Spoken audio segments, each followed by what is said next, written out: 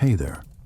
Tonight, we are going down into the dust of the first city, where broken clay tablets lay for thousands of years beneath fallen temple walls, and where a few damaged lines seem to whisper that the earliest people of Mesopotamia did not think the Anunnaki were distant gods watching from a polite heaven, but active powers shaping irrigation, cities, judgment, and the dangerous flow of human knowledge itself. In these old records, there are 5 cities before the flood. Impossible reigns measured in numbers too large for an ordinary king. Warnings passed through reed walls instead of open speech. And the unsettling idea that civilization began under supervision, then slowly drifted out from under it. If this is your kind of midnight journey, like the video, subscribe and stay with me. Settle in where you are. Let the room become a little quieter. We are not rushing tonight. We are walking into Eridu, into clay, into temple hush, and into a memory so old it still feels half buried. I have always thought it is slightly humbling that some of the strangest ideas in human history survive not on gold or marble, but on mud. Mud pressed by a stylus, dried by sun, hardened by accident, broken by Round, and then lifted out of the earth by hands far later that could not possibly have guessed, at first touch, what kind of memory they were holding. There is something almost tender in that. An empire can boast with stone. A civilization warns with clay. So imagine the ruins of Eridu before sunrise. The air is cool in that brief hour before the day turns hot and relentless. The temple precinct is only partly visible. Broken walls, low mounds, lines of ancient brick dissolving back into the color of the plain. Dust rests on everything. A faint wind moves across the site and makes the loose grains shift along the old surfaces with a soft sound, almost like breath. Nearby, there may have been reeds once, marsh water once, channels once, the whole older landscape wetter and less lonely than the ruin suggests now. But in the moment we arrive, there is only excavation trench, silence, and the sense that beneath the earth lies a city trying not to forget itself. Then one of the tablets is found. Not a perfect tablet. Of course, it never is. A fragment, then another. Edges broken, corners chipped, some lines lost, some still sharp. Clay the color of dried blood in old riverbank. Cuneiform signs pressed into it in small, steady rows by someone whose hand moved without theatrics. Someone recording what, to him, may have been ordinary institutional truth. That is what makes the source so eerie. The earliest references to the Anunnaki do not arrive wrapped in fantasy. They arrive in administrative language, in records that sound less like myth in performance and more like the paperwork of a sacred bureaucracy. And that detail matters more than people think, because later ages often turn gods into stories. Earlier ages, especially in the first cities, tend to place them inside systems. Agriculture, canals, law, ritual, seasons, the assigning of boundaries, the naming of rulers.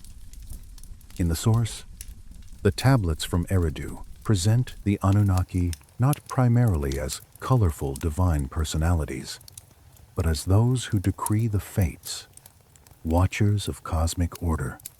powers assigned to domains. That phrasing changes the atmosphere immediately. This is not a pantheon of decorative heaven beings. It is a management structure. Honestly, I have always found that more unsettling than the louder interpretations. A god who throws thunderbolts is easy to imagine. A council of divine administrators governing water levels, city foundations, and the architecture of fate feels colder, older, and strangely more plausible inside the mind of a civilization built around canals and ledgers. The source places us in Temple 7, in an early stratum of Eridu's sacred center, where a cache of tablets supposedly points toward active governance rather than passive worship. Again, the mood is important. These are not only hymns of praise. These are references that treat the Anunnaki as authorities with jurisdictions, responsibilities, functions. In one line, we are given natural phenomena. In another, agricultural cycles. In another, urban administration. It is almost as if the earliest city is saying, nothing here is random. Everything is under a chain of command. Now pause there for a moment and let the old city gather around that idea. Eridu was not a city of stone towers and dry imperial avenues. It was a mud brick world, reed-bound, water-shaped, built in a place where the meeting of land and water was never simple. The head of the Persian Gulf in the 4th millennium before Christ was a changing landscape, coastlines shifting, channels wandering, marshes forming and receding, mud flats glimmering in heat. A settlement there would have lived under one great practical truth.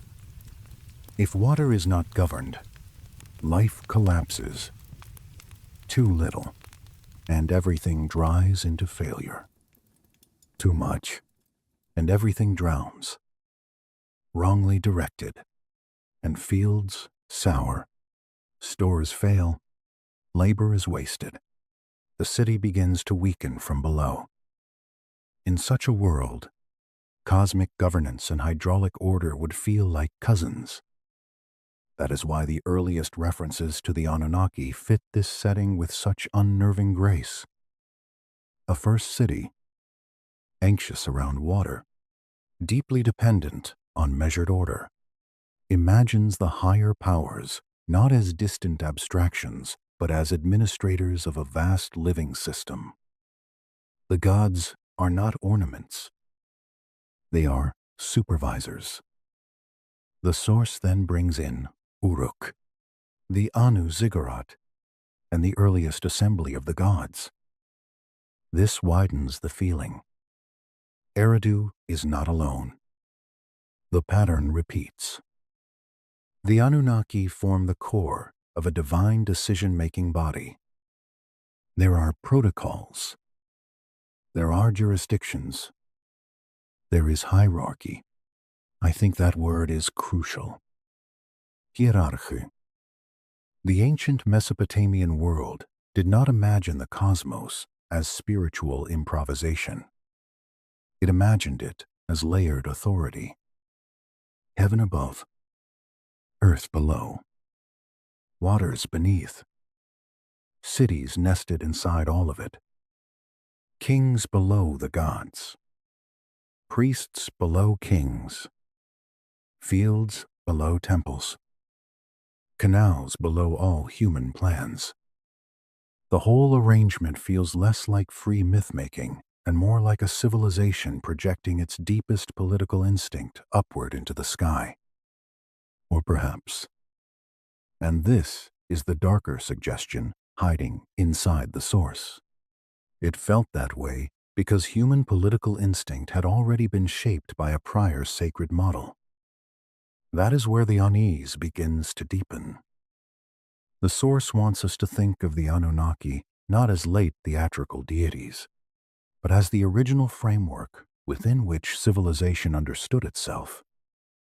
They are associated with metallurgy, agriculture, measured land division, irrigation. Measured land division especially stays with me. There is something almost chilly about the first idea of land not simply as territory, but as surveyed territory, assigned, bounded, known. To measure land is to move from wandering into administration. It is one of the first great civilizational acts. And here, in the source, that act is linked to the Anunnaki. Imagine a scribe in Eridu sitting in a dim room off the temple court. Clay beside him, damp enough to receive the stylus. The air smells of mud brick, bitumen, ash from some nearby fire, and the faint mineral scent of water stored in jars. Outside, workers pass with baskets, reeds, grain, fish, tools, all the ordinary things of a city still close to marsh life. But inside the room, the scribe is writing in a language that treats the ordering of land and labor as something derived from powers above humanity. He does not think he is inventing order. He thinks he is recording its source.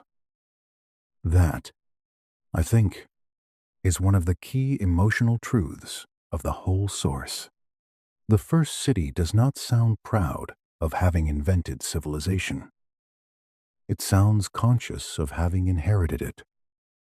You know that feeling when you move into an old house and can tell, without being told, that certain things were arranged long before you arrived.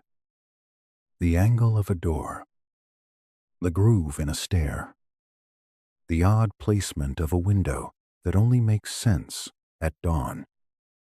Early Mesopotamian texts feel that way. The city is there. The fields are there. The temple is there. But the mind behind the city keeps looking backward.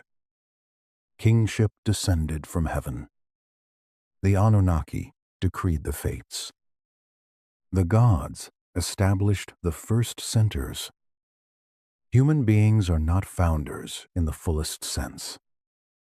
They are caretakers of something older. That backwardness is exactly what gives the tablets their strange gravity. They do not present a young civilization boasting about progress. They present a civilization already aware of distance from an earlier order.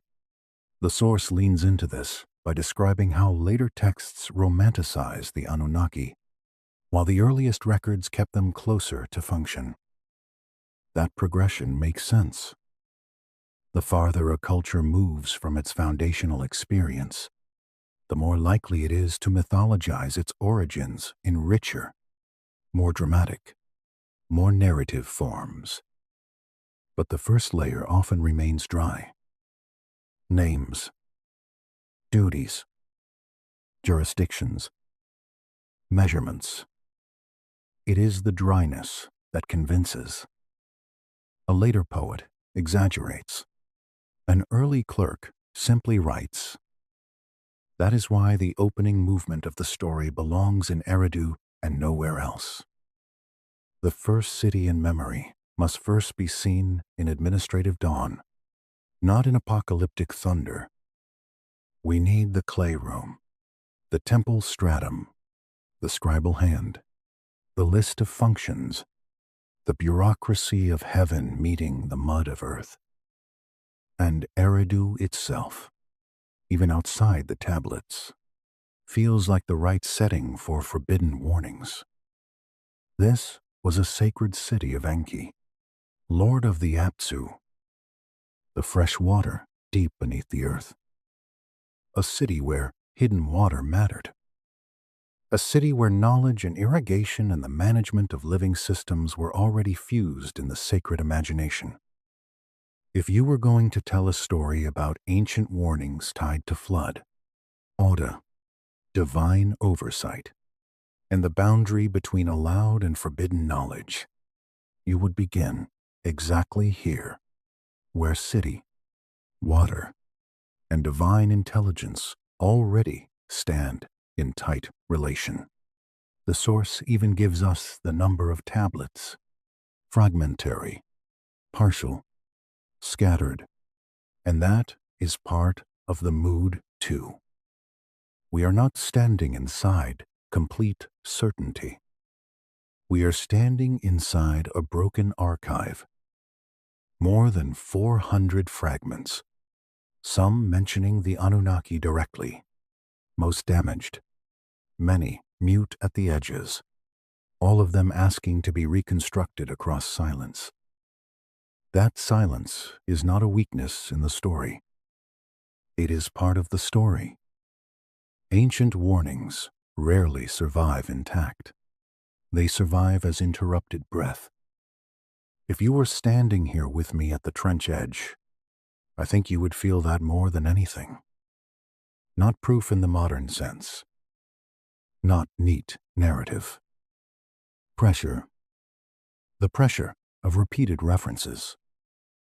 The pressure of old language shaped by institutions rather than by fantasy.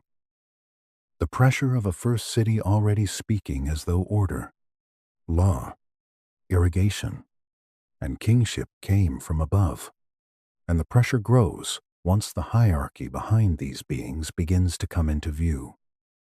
Because once the Anunnaki are no longer vague divine names, but a governing assembly under Anu, Enlil, and Enki, the world of the tablets darkens and clarifies at the same time. The city is not simply old. It is nested inside a cosmic administration. The canals are not just practical. They belong to a pattern. Human politics begins mirroring divine governance. And the warnings, when they come later in the story, will not feel like random omens. They will feel like memoranda from a larger system humanity has started to forget. That is where the next part leads us. Away from the first sight of clay and toward the deeper structure behind it. Into the council itself.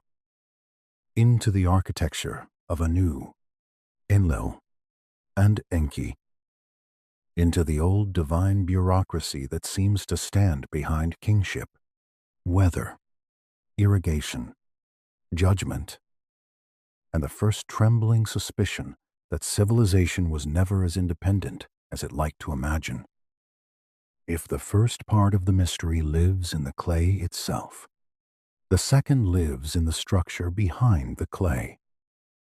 Because once you read the earliest references to the Anunnaki, not as vague religious decoration but as the language of function, administration, and jurisdiction, one question begins to take shape with a kind of cold patience. Who exactly were these powers in the mental world of early Mesopotamia? Not in later fantasy. Not in modern speculation. In the oldest surviving imagination. What kind of divine order does a civilization build when it thinks reality itself is governed through ranks, offices, and decrees? The source answers with hierarchy. Anu at the summit. Enlil in the realm of earthly authority. Enki, or Ea in Akkadian, Asmidator, engineer, craftsman, and advocate. The one who stands between divine command and human need. Even if the exact emphasis shifts from text to text, the pattern remains remarkably steady.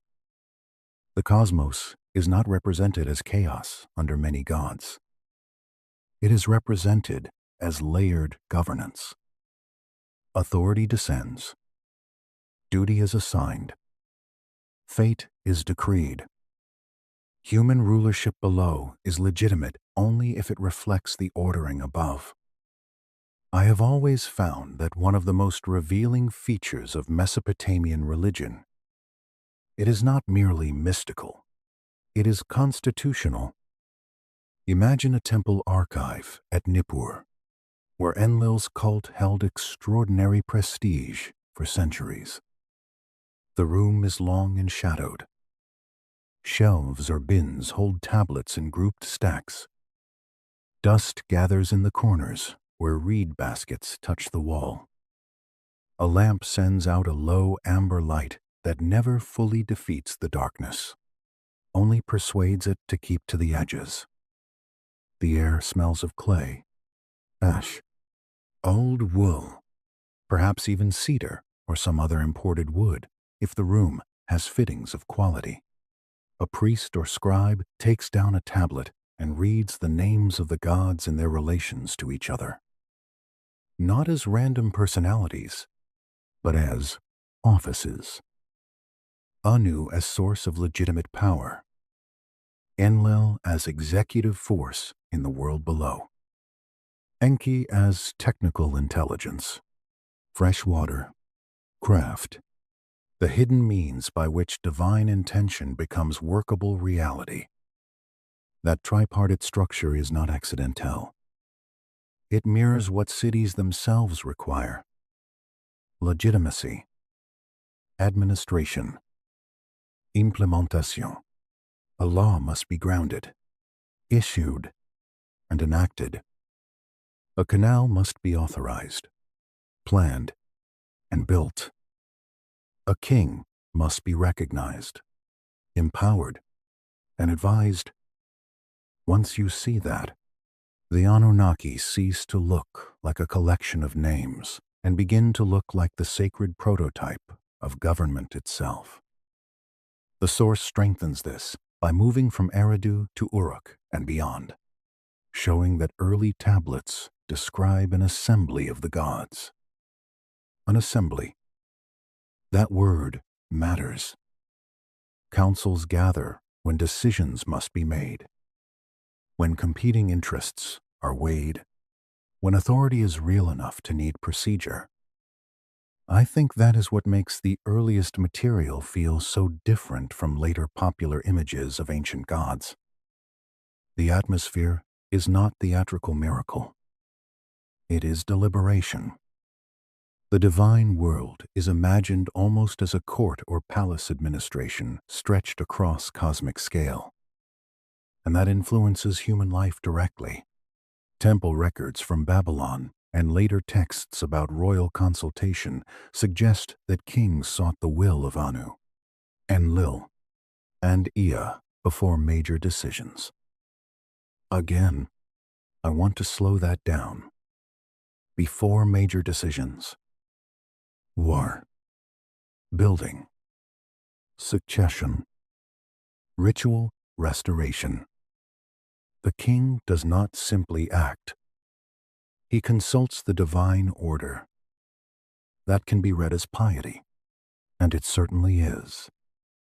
But it can also be read as a civilization confessing that earthly government is secondary, derived, provisional. The true pattern belongs above. You know that feeling when a society speaks as though authority must be borrowed rather than invented. That is ancient Mesopotamia everywhere, once you listen for it.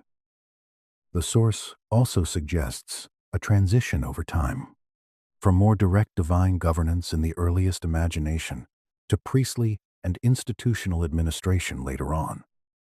That is an important movement for the mood of the story.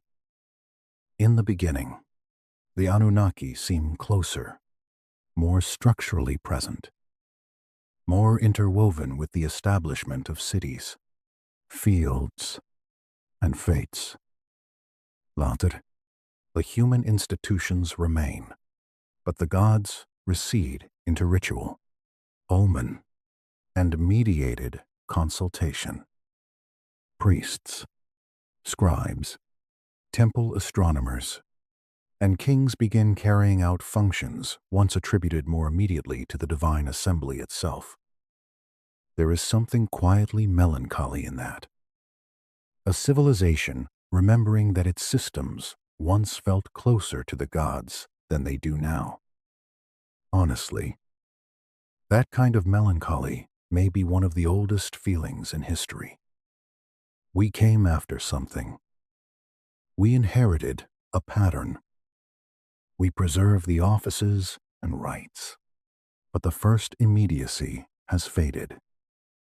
That is the emotional weather inside so many Mesopotamian texts, and it is what gives the Anunnaki their peculiar weight. They are not only beings to be worshipped, they are reminders that human order is derivative. The linguistic side of the source pushes this further. The term itself is treated as layered, associated with Anu, assembly, earth, the coming from heaven to earthly place. Though the exact scholarly breakdown can be debated, we do not need to press every etymological claim as settled to feel the story logic. The Anunnaki bridge realms. They belong to the category of beings who make celestial authority operative in terrestrial life. They stand between heaven and earth, not merely as messengers, but as governors. This is why the source keeps returning to jurisdictions. Agriculture, natural phenomena, urban administration. These sound almost boring at first, which is part of their power. Boring functions are what actually keep civilizations alive. Grain is boring until there is no grain. Canal maintenance is boring until the fields dry or the waters break their boundaries. Boundaries are boring until land rights collapse, and with them taxation, lavor, and food storage. A people who assign such functions to divine authorities are not being spiritually decorative. They are placing the most fragile supports of society under sacred protection, and perhaps sacred oversight. Let us step back into Eridu for a moment, because this all becomes clearer when it touches environment again. Southern Mesopotamia was a land where administration and water were inseparable. To govern people, one had to govern channels. To govern channels, one had to know seasons, sil, gradients, embankments, labor rotation, storage, flood patterns, and the behavior of fresh and salt water in an unstable plain. That complexity almost demands a sacred mirror. It is no surprise that Enki, lord of hidden freshwater and craft wisdom, becomes so important. Nor is it surprising that the divine order itself begins to look less like mythic family drama and more like an infrastructure of command. If you were standing here with me beside an early canal at dawn, the bank dark with moisture, reeds whispering, a low mist near the water, and beyond it the first mud brick outlines of city life beginning to stir, you might feel exactly why this civilization imagined governance as sacred engineering. The earth here did not reward disorder kindly. Everything had to be measured, watched, repaired, aligned. The divine council is the metaphysical version of that necessity. The source also hints that later, human governmental structures throughout the ancient Near East may have been influenced by this early model of layered divine authority. That is a large claim, and some parts of it are stronger than others. But as atmosphere, it is very persuasive.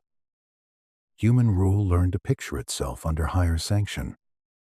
Earthly kingship borrowed prestige by mirroring heavenly organization. Councils, decrees, omens, festivals of legitimation. All of it suggests that politics was never merely politics. It was imitation. and imitation can become haunting when the original seems to withdraw. That is what we feel in the temple archives of later centuries. The human priests now handle records. The human kings now command labor. The human scribes now compute omens and preserve the memory of how the old hierarchy works.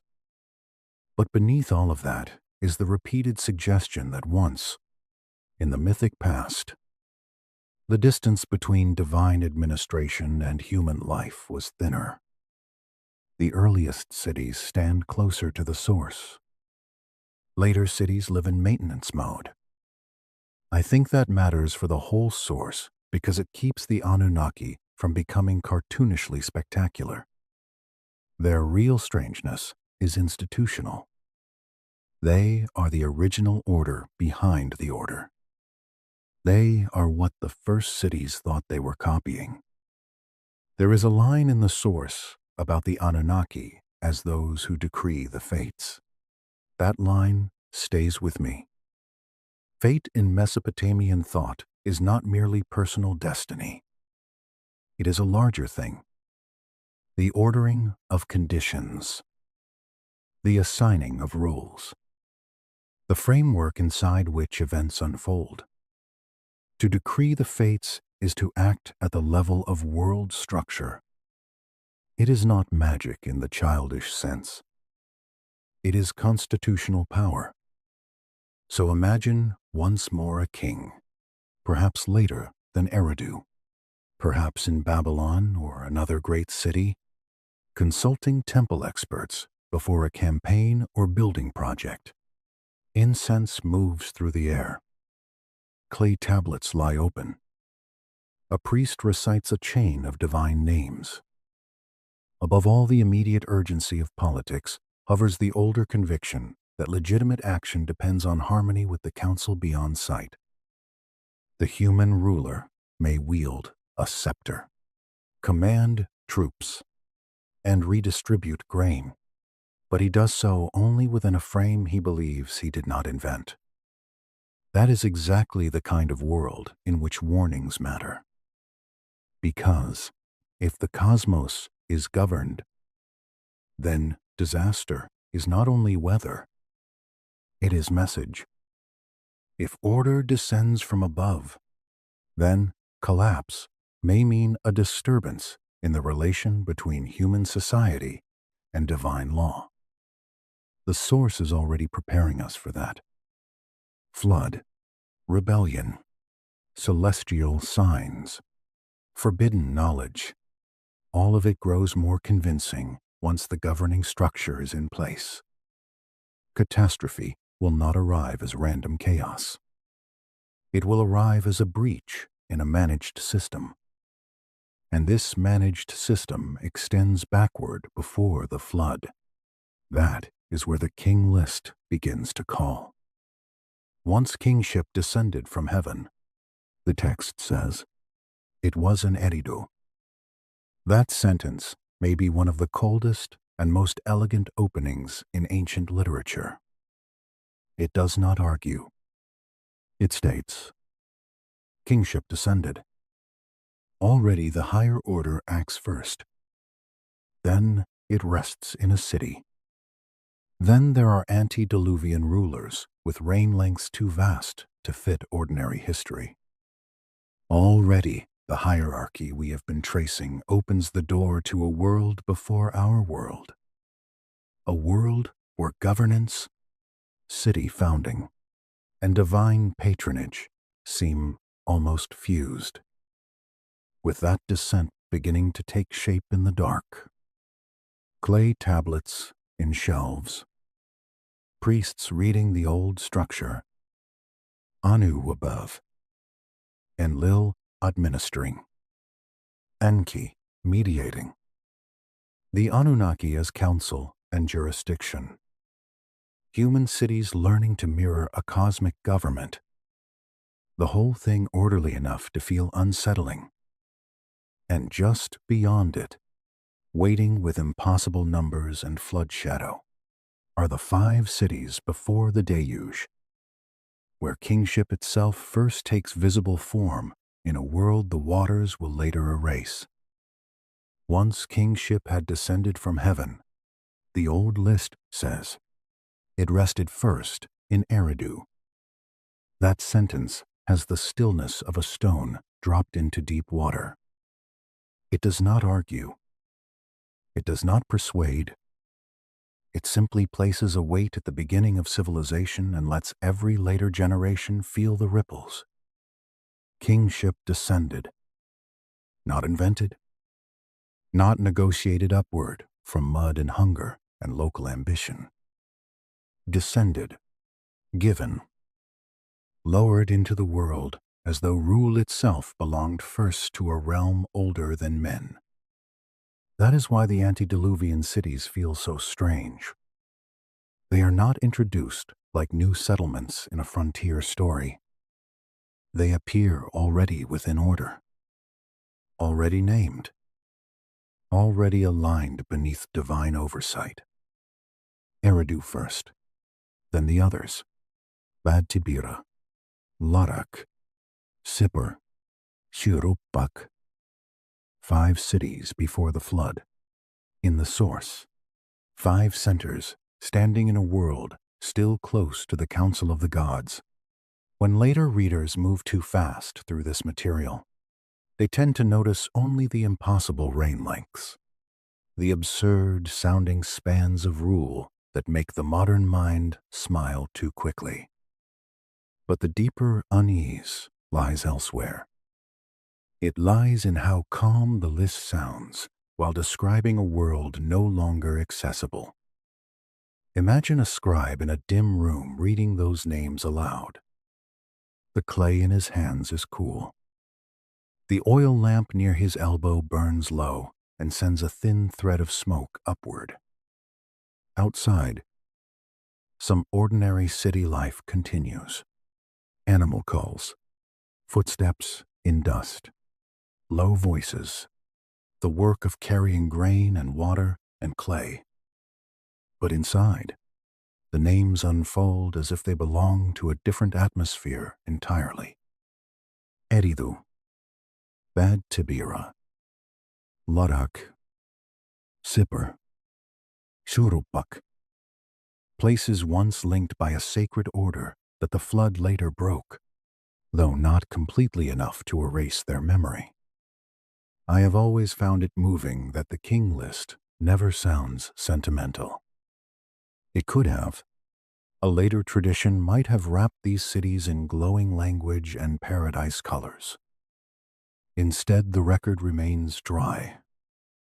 Names, kings, numbers. Then the flood. This restraint gives the whole thing its peculiar power.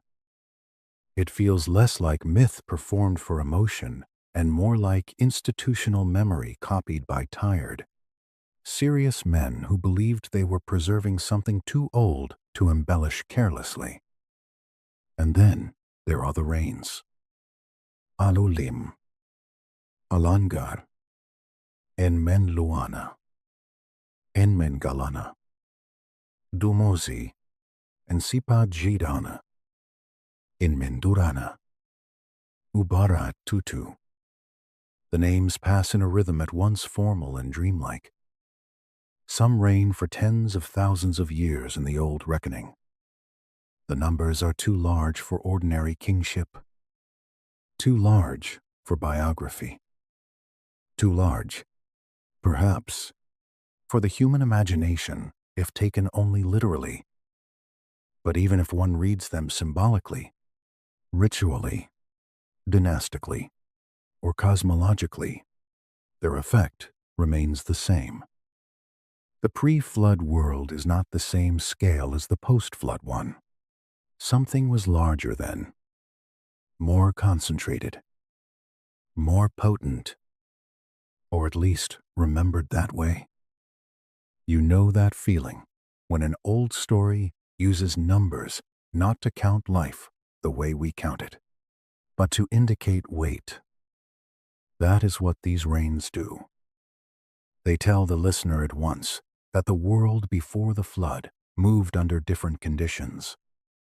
The kings were not like later kings. The cities were not like later cities. The order of time itself seems stretched, deepened, closer to the first authority from which it descended. The source ties specific cities and rulers to specific divine patrons, and that matters very much for the atmosphere. Eridu belongs with Enki, Sipar with Shamash. The old city world is not merely political. It is administered through patronage from above. Each center is not only a place of residence and labor, but a node in a sacred network. Human life is gathered around divine jurisdictions. Fields, walls, storehouses, kennel roots, temple platforms, all of it exists inside a map that is already theological before it is civic. Picture Eridu before dawn, with the temple still dark except for one interior lamp. A priest passes through the courtyard, and his sandals make a dry, soft sound over packed earth. The air coming from the marsh edge carries a little dampness. Behind the city, or beside it, depending on season and shoreline, lies the old breathing world of water and reeds. This city belongs to Enki, Lord of hidden wisdom and fresh water. It feels appropriate. Then, imagine Sipar under a harsher light, sun more central to its sacred imagination, order coming in brilliance rather than depth. The cities differ, yet they remain under the same larger heavenly administration.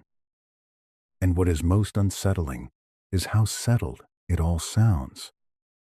The pre-flood world is not described as chaotic wilderness.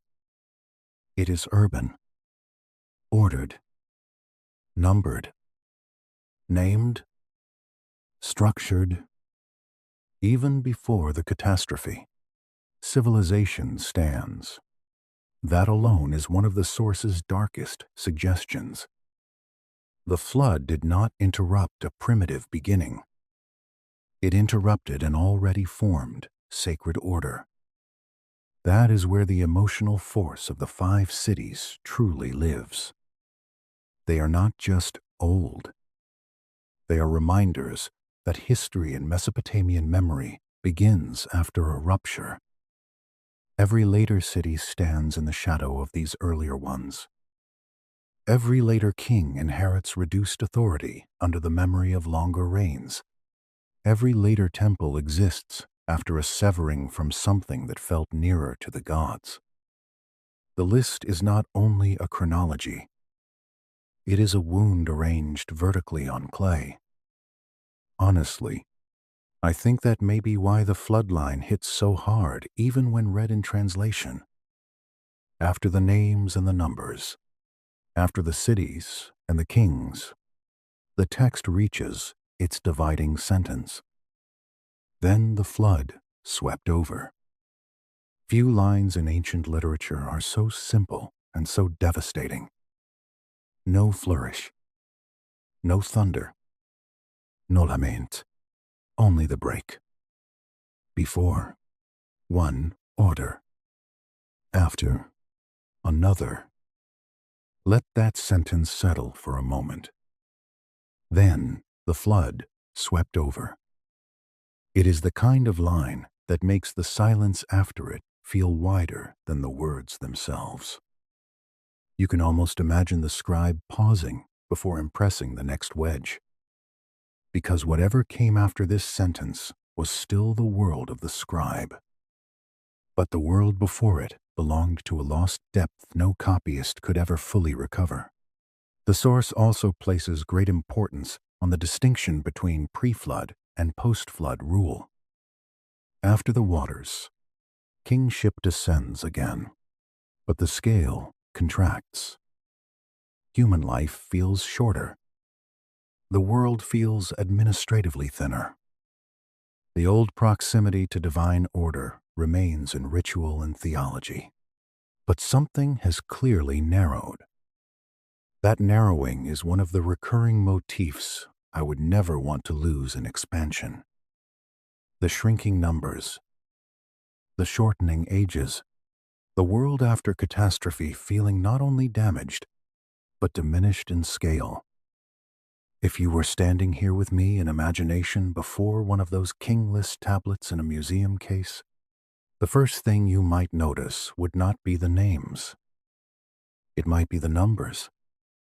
Repeated, precisi, unnervingly large. They do not behave like ordinary records. They behave like sacred measurements of lost magnitude. And whether one reads them as months, symbolic cycles, dynastic aggregations, or something stranger, the emotional truth they convey is stable. The old world was remembered as larger than the present. That fits perfectly with the source's deeper theme about the Anunnaki. If the first cities stood closer to divine governance, then their kings would naturally feel less like local rulers and more like extensions of cosmic administration. The list preserves that feeling. A king reigns not because he won a battle or inherited a normal throne. He reigns because kingship has descended. His office belongs first to heaven. The human person occupying it is secondary. And that is why the pre-flood cities are so eerie. They look less like communities growing upward from the earth, and more like stations where heavenly order has been placed down onto the earth. Eridu first, then the others, each with its own sacred valence, its own link upward, its own place in a pattern later shattered by water. The flood, therefore, becomes more than destruction. It becomes administrative collapse on a cosmic scale. The offices remain in memory. The direct world they ordered does not. Some scholars, of course, would urge caution about taking any of this as historical description in a modern sense. They would say, rightly, that the king list is ideological, theological, political. It was copied to legitimize later kings. It compresses and rearranges the past. It dramatizes continuity. All true, I think, but that does not lessen its dreamlike honesty. Ideological texts still reveal what a civilization fears, honors, and cannot stop repeating. And Mesopotamia, in this list, cannot stop repeating that kingship came down, that cities existed before the flood, and that a dividing catastrophe separated the larger older order from the diminished later one. I have always thought that ideological texts are often most truthful when they are least literal. They tell you what a culture most urgently needs to believe in order to explain itself. And what this culture needs to believe is clear. Civilization is inherited, not invented from nothing. Kingship is borrowed from above, not made by human cleverness alone. The first world was greater. The flood broke it. The later world lives by fragments. This is where the source grows even darker, because once the antediluvian cities are in place, warnings begin to feel inevitable. A world under divine administration can also face divine judgment. A cosmos governed by councils can also issue decrees of destruction. If the old order was real, then the breach of that order would not arrive as random floodwater only. It would be prepared, perhaps foretold, perhaps whispered, perhaps written in signs before it ever touched the walls. That is why the movement from the 5 cities into Shuruppak matters so much. Shuruppak is one of the antediluvian cities, yes, but it is also the place where instruction and warning become personal. A father speaks to a son. Wisdom passes in low tones. The atmosphere changes from royal list to intimate caution. It is as if the old world, sensing its own fragility, begins to turn from pure administration toward inheritance. Not all knowledge can remain in formal decree. Some of it must be whispered. And that is where we are headed now, toward reeds and walls and dawn wind and coded warnings, toward Ziusudra, and later Utnapishtim, and the strange tenderness of a god who cannot openly break the council's decision but finds a way to let survival hear him anyway. The 5 cities stand behind that warning like columns in mist, still ordered, still sacred, still unaware, perhaps, that the floodline is already drawing itself toward them through time. Warnings in ancient literature rarely arrive the way modern people expect. We are used to sirens, proclamation, clear declarations with sharp edges and unmistakable urgency. The old world was more subtle, and in some ways more unnerving. A warning might come in a dream, in a phrase repeated by a father to a son, in the behavior of birds or planets, in the color of the moon, in a line spoken to a wall because the speaker is not permitted to address the human listener directly. That is the atmosphere the source moves into once it leaves the 5 cities and enters the flood tradition proper. The grand order of the antediluvian world begins to fray, but the fraying is noticed first by those who know how to listen. The instructions of Shuruppak are one of the first places where the tone changes. The voice there is didactic, intimate, domestic in a severe old way. Father to son. Wisdom passed downward. The city still stands, but the text already feels like a man arranging what can be preserved before something larger than ordinary disorder arrives. Advice about conduct, speech, obligation, boundaries, all of it carries the quiet pressure of a world aware that correct order matters because once disorder reaches a certain point, recovery may not be simple. The old Mesopotamian voice is rarely melodramatic. It is more often grave, and grave voices are sometimes the most frightening because they do not need to raise themselves to be believed.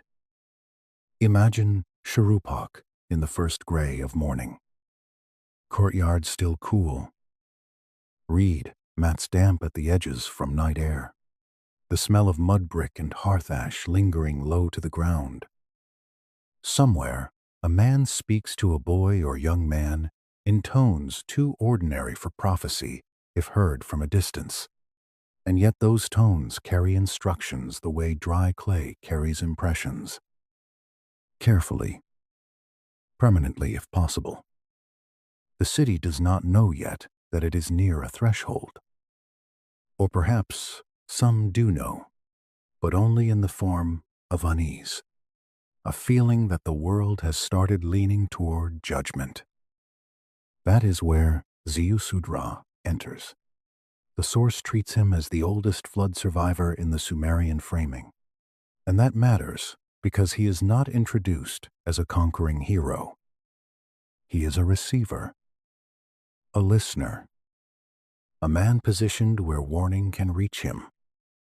This is true also later with Atrahasis and Utnapishtim in Akkadian tradition. The flood hero is never simply strong. He is attentive. He is chosen, or at least addressed. because he stands at the crossing place between divine decision and mortal continuation. One of the most remarkable features of these traditions is the indirectness of the warning. The gods decide on destruction. The divine council closes in around the decision. Yet, Enki, bound by divine politics and still unwilling to let total extinction stand, finds a path through the restriction. He does not publicly overturn the decree. He speaks to a reed wall, or to a house, or into the hearing space of the chosen mortal without addressing him in the most direct prohibited form. It is one of the strangest and most moving scenes in all ancient literature. Bureaucracy exists even in heaven. Mercy must sometimes move through side channels. Honestly, I have always loved that detail. It feels at once mythic and painfully realistic. Systems do not usually reverse themselves cleanly. Even compassion often has to work through the cracks. Picture the room where the warning comes. Dawn not yet fully formed. The reed walls of the house making their dry whispering sound whenever the wind passes. The man inside, half awake, or perhaps resting in that alert stillness old houses produce before morning labor begins. Then a voice, low, deliberate, directed not to him, and yet, somehow, unmistakably for him. Reed wall, house wall, house wall. Hear me. Pay attention. Tear down the house. Build a boat. That is not thunder. It is worse in a way. It is intimate. The end of a world arriving like confidential instruction. The source lingers on this indirect communication and ties it to a larger theme of warnings hidden in codes, astronomical signs, and technical precision. I think that is exactly right. Mesopotamian culture did not imagine catastrophe as pure chaos. It imagined it as something legible in advance to the trained eye, if the trained eye still existed. Signs in the heavens. Signs in the speech of the gods. Signs in the old wisdom texts. The world was not mute before judgment. It was full of signals that most people either could not read or chose not to take seriously. That is where celestial warning begins to gather around the flood story. The source mentions the floodbringer in relation to planetary conjunctions, especially the alignment of major heavenly bodies with the paths governed by Enlil and the ominous behavior of celestial zones. Whether every specific astronomical claim in the source would satisfy a cautious historian is another matter, and some of them are debated, but the mood remains faithful to Mesopotamian thinking. The sky was readable, not merely beautiful, not merely divine decoration. Readable. It carried patterns, cycle, warnings, confirmation. The learned observer stood between heaven and city and tried to translate motion above into consequence below. Imagine temple observers on a flat roof in the cold part of night, their waxed or clay-prepared records beside them. Lamps turned low so the eyes can hold the stars. A scribe or priest looks toward the eastern rise and tracks the movement of a known planet against a known background. The moon carries a halo. Mars burns in an angle not expected. Venus disappears and returns according to patterns memorized over generations. Every shift is read not as idle curiosity, but as policy from a larger order. The sky is a document, a frightening one at times. I think that is one reason the arc measurements in the flood tradition feel so striking. Once the warning is received, the response is technical. Measure this. Build that. Use these dimensions. Seal with bitumen. Prepare levels. Gather life. The divine warning does not produce chaos in the survivor. It produces engineering. That may be one of the most Mesopotamian features of the whole story. Faced with extinction, the chosen response is not ecstatic frenzy. It is exact work. Close your eyes and picture that labor. Timber being cut or assembled. Reed bundles gathered. Bitumen heated. Hands darkened by sealant. The shape of the vessel rising out of fear and obedience together. Around all of this, ordinary life continues for a while. Other people eat, work, argue, sleep, plan, perhaps mock, perhaps ignore. The flood hero lives in two timelines at once, the current day and the coming judgment. That is always the burden of the one who hears the warning first. You know that feeling when you know something others around you do not yet know, and the ordinary sounds of life become almost unbearable because they continue so normally while your whole inner world has changed. That must be close to the psychology of Ziusudra and Utnapishtim. The city still stands. Children still run through streets. Granaries still open. Water still moves through channels. But somewhere inside the hearer, the flood has already begun. The source also draws attention to how flood warnings were often embedded in larger teachings about order, justice, and restraint. This is where the instructions of Shurupak and the flood tradition begin to share a single atmosphere. Catastrophe is never only weather. It arises inside a world where moral, ritual, and cosmic boundaries have frayed.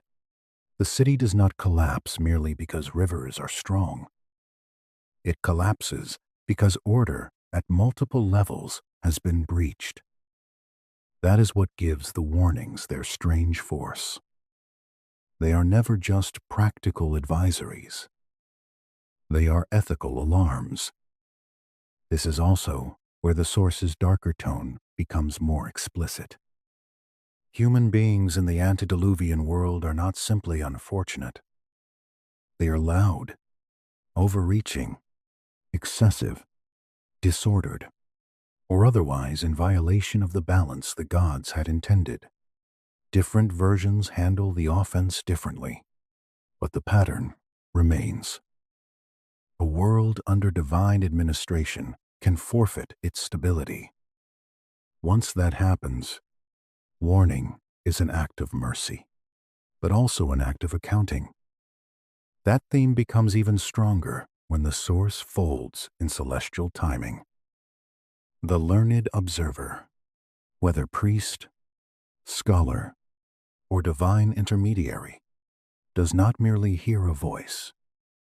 He reads a convergence, the moon's condition, the path of certain planets, the unsettling repetition of signs that older tablets already linked with flood, dynastic ruin, famine, or upheaval. In that sense, the warning culture of Mesopotamia is almost archival. The future is understood through records of previous pattern. The sky is not only revelation, it is recurrence. If you were sitting here with me in the dim room beside the fire, I think I would say that this is one of the most sophisticated and unsettling aspects of the old Mesopotamian imagination. Catastrophe is not random. It is patterned. And because it is patterned, it can be remembered. studied, anticipated, though never fully escaped except by those who obey the warning in time. There is also tenderness here. Strange tenderness. Enki does not overthrow the council. He does not dissolve the decree with grand rebellion. He leans close to the margins of what he is allowed and preserves a line of life. That makes him one of the most moving figures in the old flood literature, not because he wins in a loud way, but because he keeps continuity alive through skillful mercy. It suits him perfectly. Lord of hidden waters, hidden intelligence, indirect rescue. A God who saves through technical instruction rather than spectacle. And then comes the flood itself, always near, always gathering in the background of these warnings. But I think it is right that we stop just short of it for now, because the source wants the listener to live inside the warning atmosphere before the catastrophe falls. That is where the emotional education happens. In the waiting, in the coded speech, in the reed wall, in the roof, observers reading the sky, in the measured dimensions of the vessel, in the soft dread of knowing the world is still outwardly ordinary while inwardly it has already tipped. That soft dread belongs also to the next movement, because once warnings are tied to celestial signs, the heavens themselves become a machine of omen, not simply for flood, but for famine, dynastic collapse, war, pestilence, and long-repeating cycles of judgment. The night sky above Mesopotamia was not empty beauty. It was a coded archive, and the people who learned to read it believed that empires fell under patterns older than kings. The heavens above Mesopotamia were never empty. They were crowded, measured, memorized, and watched with the kind of patience that only a civilization built on fragile balance can sustain. To later eyes, the night sky can look serene, almost consoling, a wide field of lights that invites wonder and philosophy. To the temple scholars of the old river world, it was something more demanding than wonder. It was record. It was warning. It was a machine of signs moving in silence over kings, canals, walls, granarias, and sleeping households. And the people trained to read it did not look up merely for beauty. They looked up because empires could begin trembling there before they trembled anywhere else. Imagine a temple roof in the deepest part of night. The city below has gone quieter, though never entirely still. Somewhere a dog gives a single bark and then settles. Somewhere water moves through a channel with that dark, soft sound that feels almost like breathing. A lamp is shielded behind a low wall so its light does not ruin the work of the eyes. Beside it lies a tablet, or several tablets, inscribed with previous observations, previous conjunctions, previous eclipses, previous notes about what followed after this sign or that one. A scribe or priest leans over the edge of the roof and lifts his gaze to the moon, then to the path of a planet, then back to the stylus in his hand. His work is not romantic. It is exact. The sky is not his comfort. It is his archive. This is where the source becomes unusually powerful, because it does not treat astronomy and prophecy as separate worlds. In Mesopotamia, they are braided so tightly that to separate them would be to miss the whole emotional logic of the civilization. The stars and planets are not random ornaments. They belong to ordered ways, the way of Anu, the way of Enlil, the way of Enki. Each zone of heaven carries administrative meaning. Each wandering light can become a sentence in a language older than cities. And once that idea takes hold, the sky above the flood stories begins to feel less decorative and more judicial.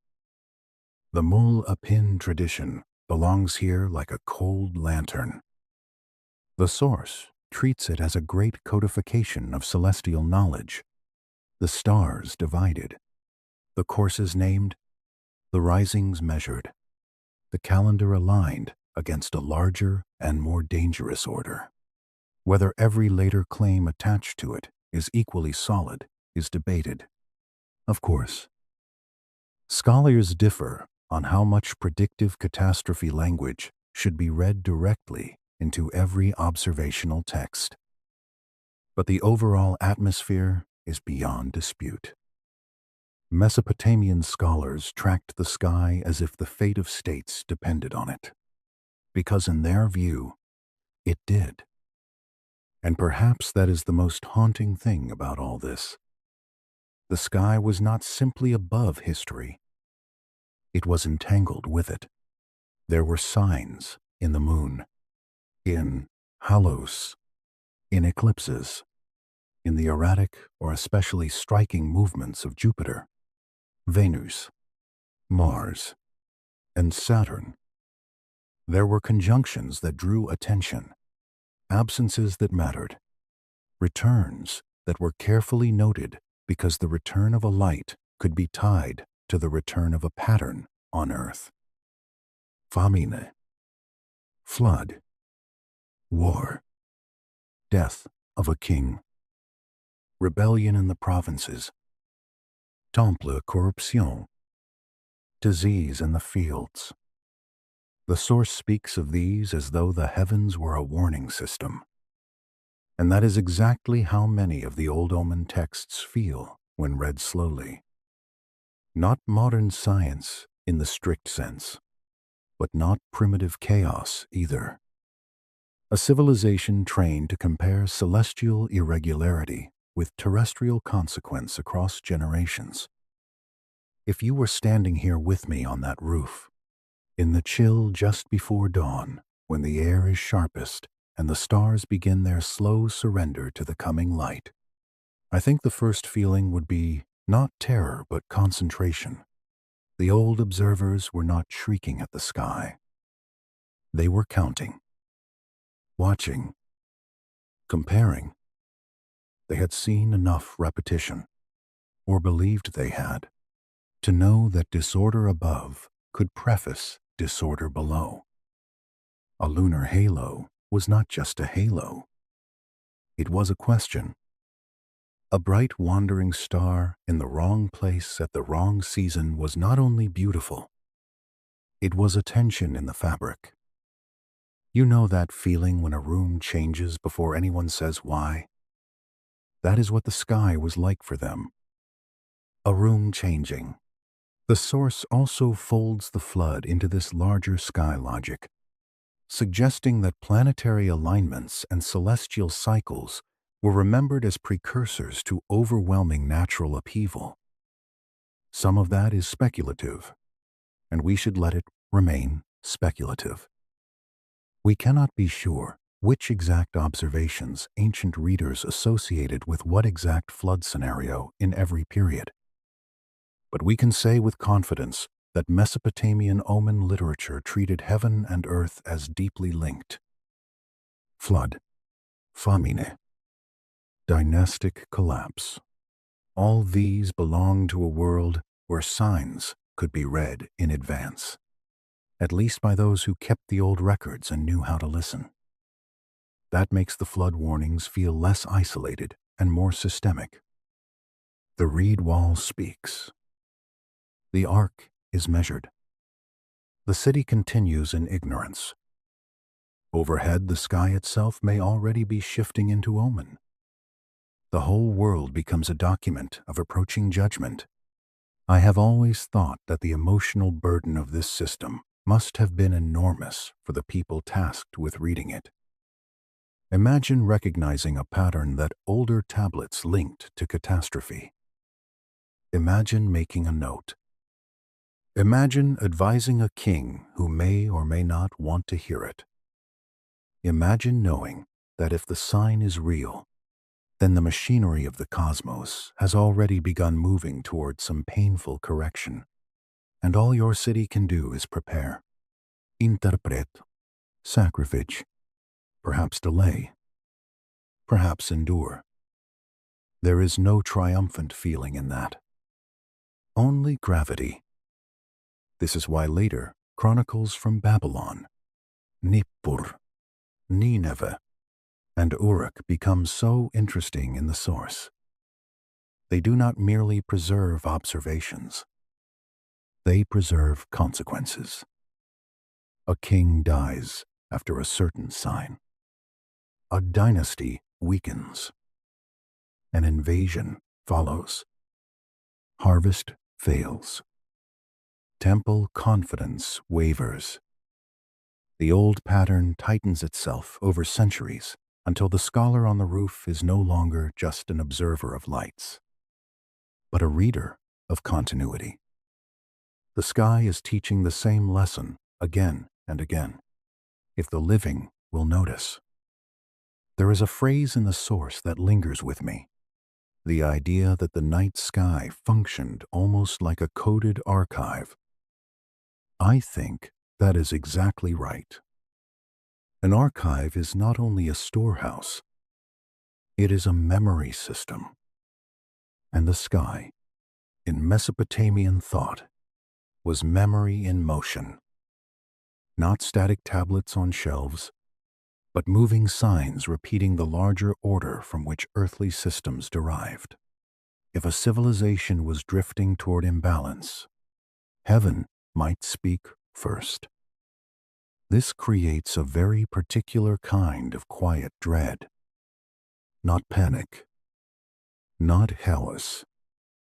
Countdown. Picture the moon with a halo over the city. The watchers note it. Below, families sleep, unaware. A ruler may feast. Merchants may argue. Builders may continue repairing a wall. Bread is still baked. Animals are still watered. Yet above them all hangs a sign older texts have already placed beside disaster. It is almost unbearable in its calmness. Nothing has happened yet, and still, in the mind of the trained observer, history has begun turning. And once history begins turning in that way, the next stage of the source makes brutal sense. The cosmic order does not only warn of catastrophe, it contains conflict within itself. The younger divine workers tire. Labor becomes burden. Rebellion begins under the very administration that once seemed so perfectly ordered. This, I think, is one of the darkest turns in the whole story, because it suggests that the old world was not shattered only by weather or flood. It was already unstable within its own hierarchy. The rivers had to be dug. Channels had to be maintained. Earth had to be moved. Water had to be disciplined. The burden of order itself had become too heavy for those assigned to bear it. And so beneath the measured sky, beneath the king lists, beneath the warnings and the counsels, another drama was already gathering in the mud. Not among mortals first. Among the workers of the divine world. The next movement, therefore, does not leave the atmosphere of omen behind. It takes that same tension downward into labor, exhaustion, revolt, and the terrible practical solution that follows, the making of humanity inside a crisis of cosmic administration.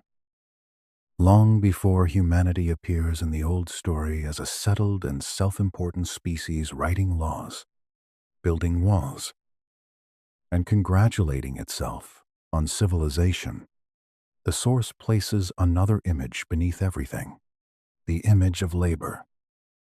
Not noble labor in the polished later sense, but grinding labor, repetitive, earth-moving, canal cutting, river controlling, the heavy work of making a world habitable before ordinary human history begins. And in the Atrahasis tradition, it is not men who first bear this burden. It is the younger gods. I think this is one of the most unexpectedly human parts of Mesopotamian myth. The divine world does not begin in effortless serenity. It begins, or at least one of its oldest remembered layers begins, in work so relentless that rebellion eventually feels inevitable. The younger beings dig the riverbeds. They open the channels. They raise the embankments. They carry the baskets of mud. They keep the system of cultivated order operating under the authority of the greater gods. Time stretches. The labor does not end. Weariness becomes grievance. Grievance becomes uprising. Imagine that world slowly. Not heaven in clouds, but a primordial landscape of wet earth. Heat, cut banks, and unfinished hydraulic lines. Endless tasks. The ground underfoot clinging to the ankles. Water needing to be directed again and again, because water does not keep to human plans simply because plans were made. Baskets filled with silt and lifted. Tools biting into earth. Shoulders bending. Voices low at first, then sharper as centuries of burden, whether literal or mythic centuries, collect into resentment. The source emphasizes the labor crisis because it is the hinge on which the whole later human story turns. We were not created in quiet leisure. We were created as an answer to overworked divinity. That is a severe beginning for a species. Honestly, I have always found it almost darkly funny in a very old way. Humanity enters the story because the cosmic workforce is exhausted. There is something so unflattering and so honest about that. We are not introduced first as beloved dreamers or innocent gardeners. We are introduced as replacements. The younger gods want relief. The higher administration must respond. A solution is needed. And before the solution, there is revolt. The younger divine workers gather. They complain. They burn their tools. They surround the house of Enlil in the night. This is one of those ancient scenes that feels shockingly vivid when slowed down. The dark. The smoldering implements. The collective refusal to continue. The great official, Enlil, waking to the sound of outrage outside. We often imagine ancient myths as too distant to feel psychologically immediate. But this is a labor strike in heaven. Fatigue has become politics. Work has become insurrection. You know that feeling when a system seems stable only until the people carrying it can no longer bear the weight. Then, all at once, the stability looks different. That is the mood here. The divine order we have been tracing, so measured and hierarchical and administrative, reveals a crack running through its base. Someone has been doing the carrying. Someone has grown tired. The source treats this not as a small subplot, but as one of the oldest warnings in the Mesopotamian tradition.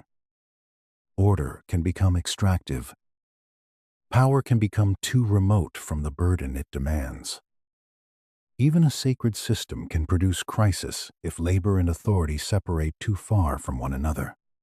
That is a remarkably sophisticated insight for such old material, and it helps explain why the story later feels so relevant whenever civilizations push human and environmental systems too hard. Enlil's response in the source is stern, almost predictable in its severity. Enki's response is different, more flexible, more technical, more interested in reconfiguration than pure punishment. That fits everything else we know about their mythic temperaments. Enlil governs, Enki devises. And what Enki devises here is one of the strangest and most consequential proposals in all ancient literature. Make another kind of being. Make a new labor force. Make humanity. The creation scene that follows should never be rushed. It has too much weight in it. Clay is gathered. A divine essence is added. The blood, or life principle, or mind of the slain god in some versions. The mixture is worked.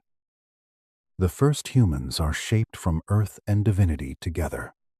Mud carrying thought. Labor carrying consciousness. Mortality carrying a trace of higher origin. The source emphasizes this as a deeply unsettling hybrid beginning, and it is right to do so. Humanity is not simply born. Humanity is manufactured under pressure. Picture the chamber of making. It is quiet in a way revolt scenes are not. Thick air, wet clay smell, bowls or pits of prepared earth, the dark richness of river mud mixed under skilled hands, a ritual gravity in the room. This is not playful creation. It is procedural, necessary, a solution to a crisis. The older gods stand above it. Enki's intelligence moves through it. The first forms of human life are shaped not in innocence, but in response to exhaustion.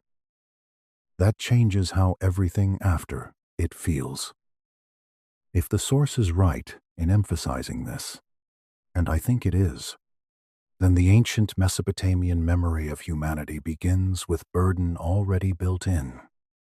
We are made to carry, to die, to sof, to maintain, to serve the larger order that preceded us. This does not erase dignity. In some ways it sharpens it. But it does mean that labor is not an accidental feature of the world. It is present from the beginning of our kind in this story. We are a species born inside administrative necessity. I have always thought that this is one reason Mesopotamian flood stories and warning traditions feel so unsentimental. Their view of human life is neither romantic nor naive. Humanity begins in work, under oversight, in a system already strained. No wonder the later warnings about overreach, noise, imbalance, and divine displeasure arrive so early. The relationship between gods and mortals was never simple affection. It was contractual, functional, tense, occasionally merciful, occasionally severe. The source also points to the use of divine blood, or in some readings, the essence of a sacrificed god, as central to the making of humanity. That motif matters greatly because it leaves the human story with a built-in contradiction. We are made from clay, yes, but not clay alone. We carry something of higher order in us: mind, vitality, capacity, perhaps burden too. The result is a species that can obey and rebel, build and corrupt, preserve order and destabilize it. That duality runs through every later warning. If you were standing here with me near one of those ancient canal cuts at dawn, watching laborers move baskets of wet earth from one side to the other, you might begin to understand why this myth endured. The world it describes still looked true. Civilizations stood only because someone carried the mud. Someone counted the grain. Someone repaired the dike before flood season. Someone managed the delicate line between enough water and too much. The myth of divine workers and human replacements is a sacred dramatization of a practical truth. Order is expensive, and once humanity enters as laboring replacement, another dark question rises naturally. What else was handed down besides work? What knowledge passed from the older order into the younger species? What techniques? What permissions? What forbidden skills? The source is moving us toward that question already. Because if humanity was made by divine design to maintain a system first built by the gods, then humanity must have inherited some measure of divine knowledge. Enough to dig, calculate, build, cultivate, observe, and perhaps, eventually, misuse. That is where the warning deepens again. The first humans in this myth are not simply animals taught to stand upright. They are an engineered labor class, a designed intelligence matched to divine requirements. That implies transmission. Tools are not invented from nothing. Techniques are not discovered in a vacuum. The me, the decrees, the arts of civilization, the hidden formulas of metallurgy, weather prediction, sacred administration, and life regulation. All these begin to hover in the background as things that may once have belonged more fully to the divine realm before being distributed, stolen, mediated, or corrupted among mortals. There is something almost pitiful in that from the human side. Created to bear the load, yet always living close to powers and knowledge that exceed us. It is a setup for transgression, for longing, for overreach, for the recurring ancient pattern in which people grasp for techniques they were not mature enough to hold. And that pattern will soon lead us into the source's most forbidden territory. The me, the tablets of destiny, the dangerous brilliance of advanced arts, the strange parallels with the Watchers, Azazel, and later traditions in which heavenly beings pass down knowledge that changes the human condition and darkens it at the same time. But before we reach the sealed chambers of that next movement, let the labor world remain with us a little longer. The baskets of mud, the bent backs, the uprising in the night. The council forced to invent a new worker species because the old divine arrangement could no longer carry its own burden. It is one of the bleakest beginnings human civilization ever gave itself, and perhaps one of the most honest. We were made not after peace, but during crisis, not after balance, but in order to restore it. And that means every later warning carries the memory of our first purpose, to bear weight inside a world already drifting toward strain. What comes next in the old record is the most dangerous kind of inheritance. Not land, not kingship, not simple labor, but knowledge. Knowledge arranged as power, power arranged as order, and order arranged in forms that could be carried, stolen, copied, or misused. This is where the source moves into its most charged territory. Because once humanity has been shaped inside a crisis of divine administration, the next question arrives almost immediately. What exactly were human beings allowed to know? And what happened when knowledge crossed a boundary it was never supposed to cross? The Mesopotamian answer is not given in one single sentence. It comes in fragments, in myths, in lists, in ritual texts, in scattered references to the me, to tablets of destiny, to objects and decrees that are not merely symbolic, but operative. That distinction matters. Operative. The old world did not imagine sacred knowledge as a decorative philosophy hanging above life like a beautiful curtain. It imagined knowledge as functional authority. The right words, the right measures, the right decrees, the right crafts, the right names. These did things. They opened order, maintained order, transferred order, and if misused, they disfigured it. I have always found the me especially eerie for that reason. The source treats them as packets of civilizational power, almost like concentrated units of law, craft, status, office, ritual function, kingship, music, scribal intelligence, weapon-making, and social form. That may sound abstract if said too quickly, but slow it down and it becomes strange.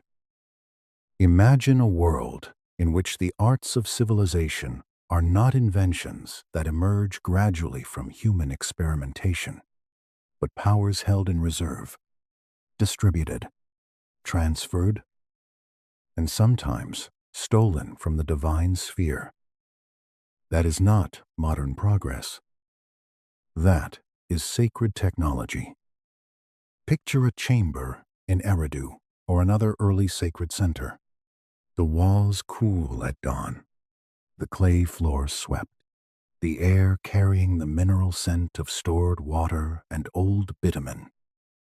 Somewhere in that chamber rests not a machine in the modern sense, but a cluster of objects, tablets, seals, rites, and formulae through which rule and culture are made effective.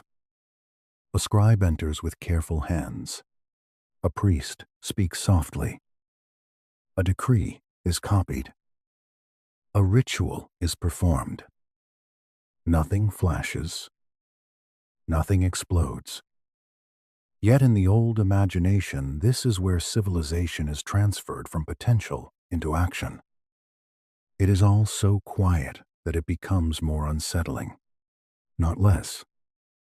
The source then moves toward the tablets of destiny, and once that image appears, the entire atmosphere darkens. The tablets of destiny are not just texts.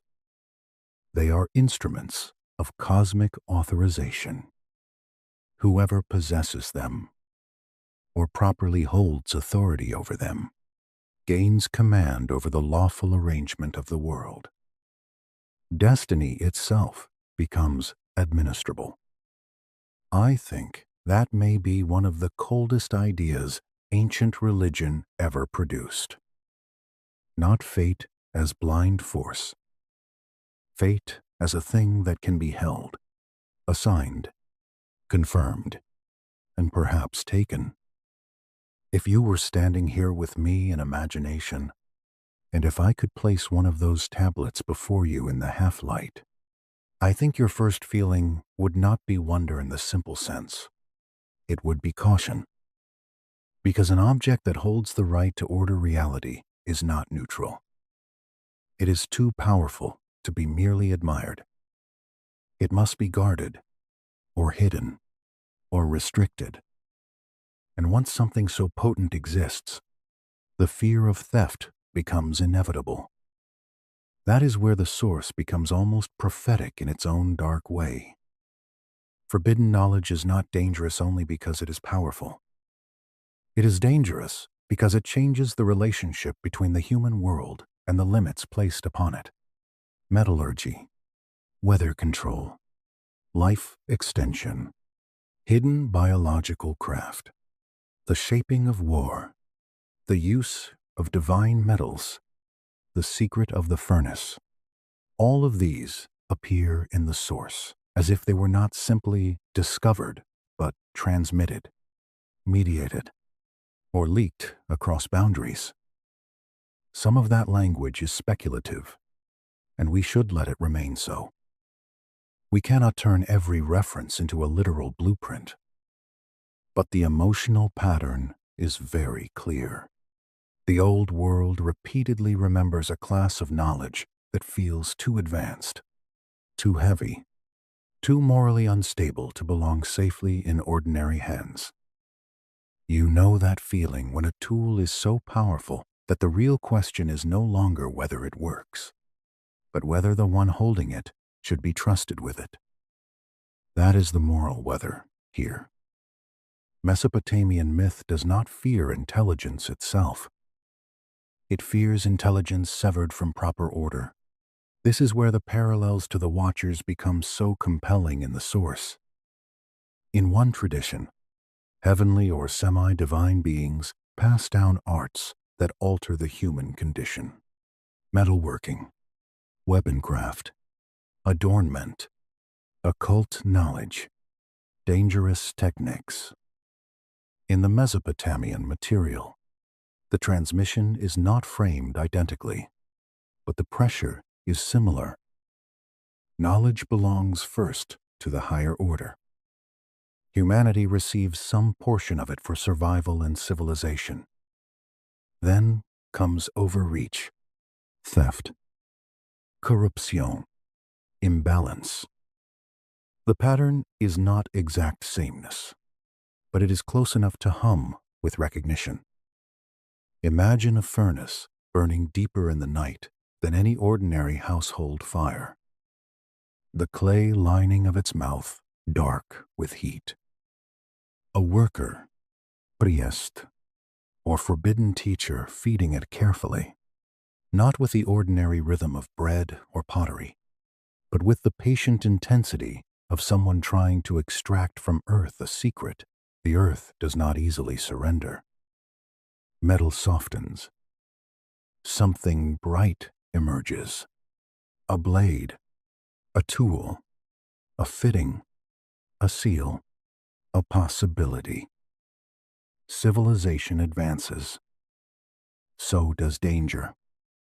Honestly, I think that is one reason the old stories endure. They understand that progress and peril often arrive holding hands. The source also speaks about divine metals, blue stone, lapis surfaces, shining inscriptions, restricted objects that seem to belong more properly to gods than to men. That imagery matters because ancient people knew how beauty deepens temptation. Forbidden things rarely look ugly. They shimmer. They look like completion. They promise control over uncertainty. A tablet of destiny, a secret formula, a superior alloy, a hidden astronomical cycle.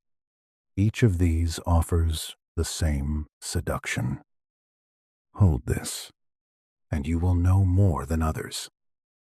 Hold this, and perhaps you will not need to wait. Obey, or remain small. That is the real danger of forbidden knowledge in sacred literature. It does not only alter the world, it alters the soul's posture toward the world. And once the soul changes posture, collapse becomes possible even before the walls begin to crack. The source is careful to link this with the older flood atmosphere. A civilization under divine supervision begins inheriting more skill, more craft, more administrative reach, more predictive capacity. It can build, count, track, and command at new scale. Yet if the moral order beneath that knowledge thins, then the very gifts that once stabilized life become accelerants of disorder. Metallurgy becomes war. Calculation becomes domination. Omen knowledge becomes manipulation. Sacred decrees become stolen instruments. If you were sitting here with me in the low firelight, I think I would say that this is why the tablets of destiny matter so much symbolically, even beyond their mythic literalness. They represent a boundary, the right to determine, to assign. To command the pattern of things does not belong safely to every hand. When that boundary is violated, myth tells us, the cosmos tremble. There is also a strange sadness in the source's treatment of these things, because it implies that some of the most advanced knowledge in the old world survived not as applied system, but as warning literature. A later scribe does not necessarily know how to rebuild the whole lost craft. He knows that it existed. He knows it was dangerous. He knows it was linked with judgment, rebellion, or divine restriction. And so he copies the memory rather than the technique. He preserves caution more easily than mastery. That is one of the oldest patterns in civilization. The manual is lost. The warning remains. And from there, the story begins to travel into Jewish tradition, into Enoch, into Azazel and the forbidden arts, into Persian and later Near Eastern thought, into the idea that heavenly beings once carried down things humanity could not safely metabolize. The source wants to show not that every tradition is identical, but that the warning survived migration. The names shift. The theology shifts. The archive shifts. Yet the central intuition remains. There are kinds of power that raise civilization and also threaten to break it. There are kinds of knowledge that dazzle first and judge later. That is why the old Mesopotamian material does not end in local curiosity. It becomes inheritance. And once that inheritance enters the great archives of Babylon, Nineveh, later Jewish memory, Greek transmission, and Islamic astronomy, the warning becomes more than regional. It becomes civilizational. So let the image remain for one more moment before we leave it.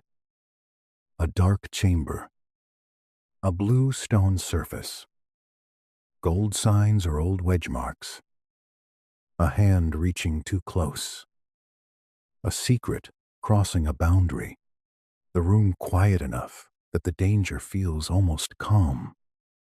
That is how most dangerous knowledge enters history. Not with noise, with fascination. And now the last movement waits. Archive rooms, master indexes, prophecies copied and sealed, Babylonian star records crossing into Greek hands, Jewish and Islamic scholars inheriting cosmic mathematics from older temple traditions. The warning system surviving because later worlds, however changed, could not fully stop listening. And beyond all of them, the final question: what if these oldest warnings endured because every civilization eventually reaches the same temptation? Too much power, too little humility, too much extraction, too little reverence, and then wonders why the sky and the earth begin answering back. The last rooms of the story are archive rooms. I think that is fitting. Not palaces, not battlefields, not even temples in their first bright authority. Archive rooms, shelves, dust, indexes, catalog systems, sealed tablets resting in darkness until another hand, later and farther from the beginning, draws them back into light. This is where the source ends, and there is something almost gentle about it. The warning survives, not because the old world remained intact, but because enough of it was copied. Imagine Babylon in a late scholarly age. The empire larger now. The old Sumerian city world already long absorbed into other political forms. Yet the tablets remain. Some are recopied. Some are translated into new scribal habits.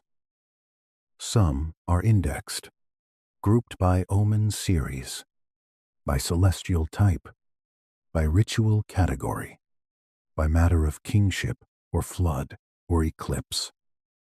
A scholar enters a room whose walls do not shine, but whose contents quietly hold centuries. He takes out an old text. Perhaps its language is older than the speech of the street outside. Perhaps he must learn it through long training, sign by sign, like someone listening across time to a voice that refuses to simplify itself.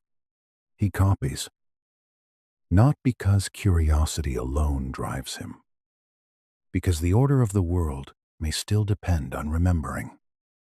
That last phrase matters. Remembering. The source argues that the Mesopotamian warnings survive into later systems because they were never only myths about gods. They were frameworks for reading civilizational danger, environmental strain, dynastic collapse, moral overreach, dangerous knowledge, cycles of celestial irregularity, labor pressure, flood memory. Once such a framework exists, later worlds inherit it, even when they no longer fully remember where it began. They adapt the language. They move the symbols. They reinterpret the actors. But the pattern remains under the revisions like an older river beneath new channels. This is how Babylonian astronomy travels into Greek thought, and how omen logic becomes part of broader Hellenistic and later Near Eastern knowledge worlds. The names change. The divine structure shifts. The philosophical clothing becomes more abstract in places. Yet beneath that change remains a deep respect for computational skywatching, planetary cycles, eclipse prediction, and the belief that heaven and earth are meaningfully entangled.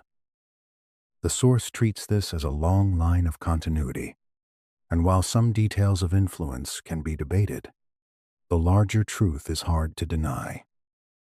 Mesopotamia taught later civilizations to watch the sky with numbers and unease at the same time. I have always found that combination very beautiful. Numbers and unease. A chart can be exact and still haunted. And so the warning reaches outward. Into Greek star science. Into Hermetic reflections on cosmic order. Into Jewish traditions of angels, rebels, watchers, and books of hidden knowledge. Into Zoroastrian concern for cosmic struggle and long cycles. Into Islamic astronomy, where the computational inheritance becomes sharper, more mathematically refined, more observatory-based, and yet still indebted to older sky traditions that once stood on Mesopotamian roofs under oil lamps. The source wants this to feel like one long transmission, and in mood, it is right. The old records do not die. They migrate. You know that feeling when a very old fear changes language but not shape. That is what happens here. The fear is not simply of gods. It is of imbalance, of civilization forgetting the scale it lives inside, of humans gaining too much technique without enough wisdom to bear it, of rulers ignoring warning signs until correction becomes catastrophe. Those fears are ancient because they are perennial. That is why the archive matters so much. The archive is where recurrence is recognized. Picture Nineveh for a moment. Great library city. Tablets stacked and sorted. Colophons marking ownership. Classification. Lineage of copying. A scribe leans over a worn surface and traces signs already old when his teacher learned them. Perhaps the tablet speaks of eclipses. Perhaps of flood omens. Perhaps of the behavior of Venus before a regime change. Perhaps of old divine disputes and the transfer of sacred powers. Whatever the precise topic, the act is the same. Preservation against forgetting. Civilization trying to remain in conversation with its own warnings. The source then turns toward the present with an argument that is almost impossible not to hear. Ancient Mesopotamian warnings matter now because they join things modern people keep trying to isolate from one another. Environment from morality. Technology from humility. Political overreach from cosmic order. Resource extraction from divine or natural limit. The old texts do not isolate these things. They braid them. A society grows loud. Labor strain. Knowledge overreaches. Rulers ignore signs. The sky speaks. The rivers answer. Collapse follows. That is not superstition in the simplest sense. It is an ancient system's view dressed in sacred language. Honestly, I think that is why these stories feel fresher than they should. They are old enough to have become irrelevant, and yet they have not. Take environmental degradation. Southern Mesopotamia knew salinization, water mismanagement, flood risk, the exhaustion of land under poor stewardship. Take technological overreach. The myths preserve repeated unease about knowledge without proper order. Take political collapse. The omens and chronicles obsess over kings who fail to read the signs, or who mistake temporary power for permanence. Take social burden. The very making of humanity in the source is tied to labor strain and administrative crisis. We like to imagine modern problems as modern. Ancient Mesopotamia smiles very faintly at that illusion. If you were sitting here with me now, I think I would say that the source is strongest when it stops trying to prove every sensational claim and simply lets the pattern speak. The oldest warnings say this: civilizations are fragile when they mistake borrowed order for permanent entitlement. They are fragile when power outruns reverence.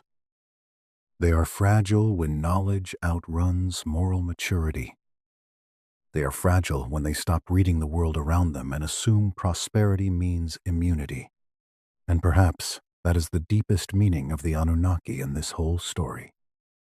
Not alien, not just gods, not merely mythic rulers in a vanished theology. They are the old language for a higher order that human civilization does not create but must answer to. Once that answer weakens, disorder begins. First quietly, then structurally, then catastrophically. That idea can be heard in flood story, in king lists, in omen texts, in labor, revolt, myth, in forbidden knowledge traditions, in later angelic warning literatures, in astronomical archives. It keeps returning because the underlying lesson keeps returning. We are not as self-authorizing as we like to think. There is one more image from the source I want to hold at the end. Not a grand image, a small one. A clay tablet back in the dark after being read. The scholar has copied what he needed. The lamp is lower now. Dust rests again. The room is quiet. Nothing has happened outwardly dramatic. No walls fall. No sky opens. And yet a warning has crossed another generation. That is how civilizations survive their own amnesia for a while. Not through spectacle, through copying. I think there is something almost sacred in that. A civilization trying to save itself by remembering what earlier civilizations learned too late. And still, memory alone does not guarantee obedience. That is the sorrow wrapped inside every archive. The signs can be read. The tablets can be copied. The warnings can be preserved. Yet each new age must decide whether it hears them as history, metaphor, superstition, or counsel. The old world cannot make that decision for us. It can only leave the record. So, let the final scene be simple. A weathered tablet. A room of shadows. An old sign for sky. An old sign for flood. An old sign for king. An old sign for decree. Dust in the grooves. Lamplight on the edges.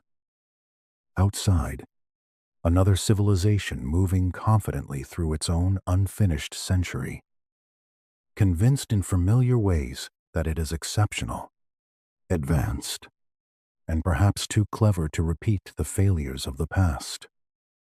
Inside the archive, the clay remains patient. It has seen this confidence before.